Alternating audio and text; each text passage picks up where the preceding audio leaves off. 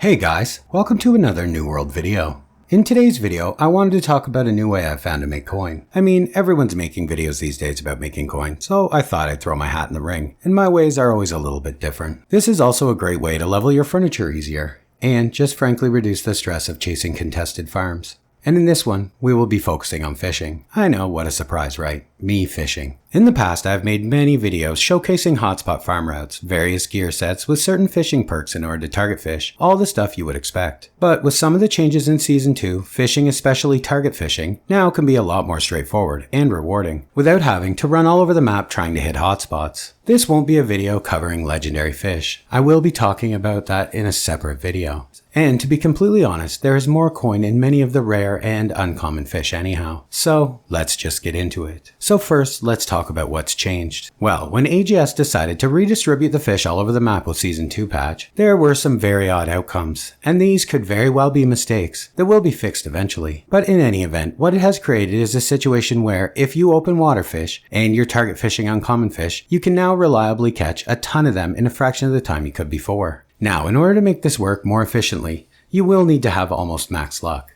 We won't say max luck, because the new baits that give ridiculous luck are way too rare, way too valuable to even consider using right now. But we will need to wear a full fishing luck set, rod, trophies, all of the stuff we cover in other videos. So what makes this so special now is in open water, using everything plus the new wood lice or firefly baits or the saltwater counterparts, depending on what you're targeting, you will have a 26% chance to catch uncommon fish. And in the past, that would not be as great as it is now.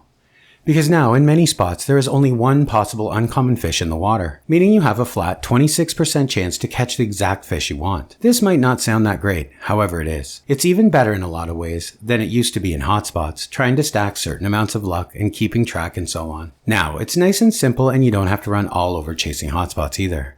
So now that we know how it works, let's talk about the fish I've been targeting so that you can head out and make some coin too. So the first and my favorite of these new spots is Eden Grove, Ebonscale Reach, and Brimstone. The reason for this is because if you fish in the freshwater in any of these zones, the only uncommon fish you can catch is snails. And if you guys watch my furniture guides on either aptitude leveling or training to 200, you will know that making drums is hands down the best experience. However, we have always made rugs, and this is because that snails were difficult to come by. Well, not anymore. You can fish up limitless amounts now in any of these zones in open fresh water without any issue and produce all the snail slime you could ever want. Then, if you wish, you could sell the snail slime on the market where it is always quite sought after, or use it to make the drums and get those aptitude crates or finish your furniture leveling. The next thing I love to farm now, and it's amazing how much easier it is of course sturgeon. And as I'm sure you know, but in case you may not, sturgeon are the best source of fish roe for making fish sauce, which is an easy coin source as always. So what you will do now, instead of running all across the map switching luck gear for various different types of hotspots, is simply max your luck and fish in open water and restless shore. It's as simple as that really. Now, of course this won't help the RNG involved with the actual yield of the roe from the salvage of the sturgeon, but that's an entirely different problem altogether. But it will allow you to produce hundreds of fish to salvage, so anything helps I suppose. This is even far superior to using the legendary bait and fishing for fat salmon.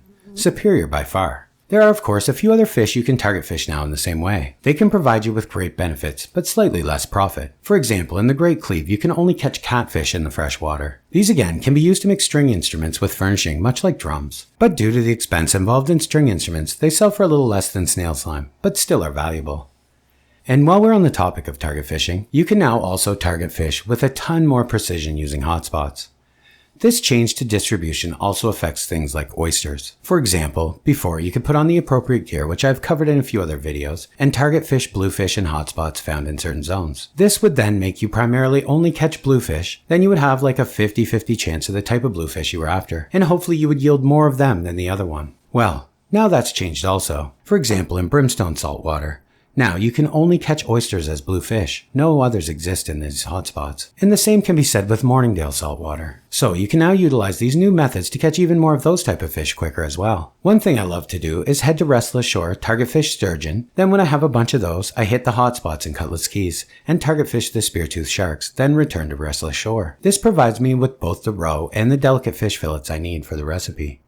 The new system may seem broken to some at first, and they're catching way too many legendaries and stuff like that. But it isn't. It's much better. However, it is different, and we will require some new numbers and new gear arrangements. But once we get that all sorted out perfectly and I post those videos, I think fishing can be as profitable now as any other gathering profession. Also, some small news guys before I leave, because I don't want you guys to miss out. There are 2 Twitch Prime drops this week. You know, the ones you need for being subscribed to Amazon Prime, not watching streams. But if you have it, definitely don't miss out. The first one includes 2 old log stools, a firewood pile, 10 vegetable boils, 5 gypsum orbs, 10 vials of suspended Azoth, 500 umbral shards, and a runestone stopwatch. The second one, and the cooler one in my opinion, contains a Firelight Tower Shield skin, 5 prime blue dye, 5 gypsum orbs, 10 desert sunrise, 3 powerful honing stones, 3 acid tinctures, and 3 powerful gemstone dust. I just wanted to be sure that you guys knew about these and got on there to claim them. Also guys, there is a bug at the moment, and kind of a big one. If you craft something with a golden scarab and hit a legendary roll, it will trigger the complete season achievement chain. Just watch as I craft this one. But ignore the perks of course. I just YOLO'd anything on this alt to show you how it works.